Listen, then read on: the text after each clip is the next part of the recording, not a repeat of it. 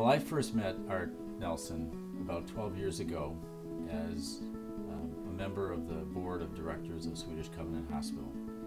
And very early in that relationship, it became apparent to me that Art is one of those very special people with an incredible commitment to this institution. And as I got to know Art over time, I learned of his family's commitment and his long history with this institution. His presence is a constant reminder, I think for me and for others, of the ways in which we are called to serve people other than ourselves, and that our call is definitely beyond ourselves. He's humble, he's kind, he always moves toward those who are most marginalized in the church and in society.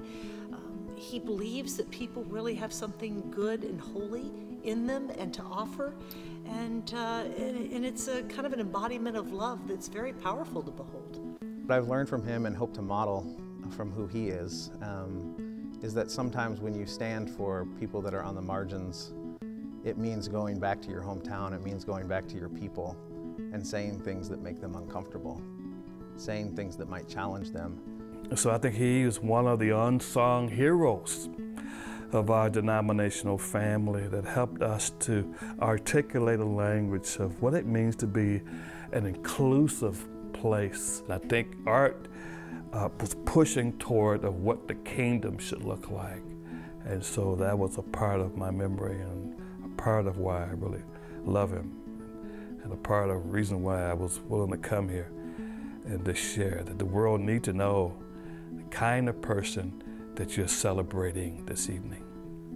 Art was a regular fixture at Covenant Home. He would visit people not out of obligation or only when they were in need, but he treated people with dignity and for the treasure that they each were. It was very moving, and the residents, members of his church, were so excited because whenever he was there, because he responded to them with genuine warmth, and they knew that he saw them and cared about them for who they were, not just as someone he had to visit.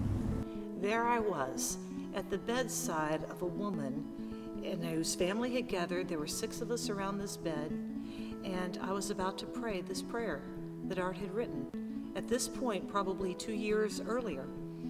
And reading through that prayer and the profound understanding he had of loss, of confusion, of grief, but also this profound sense that we are walking someone right to the door of heaven. I still get chills when I think about that moment. I often like to say that Art represents the moral compass of this hospital.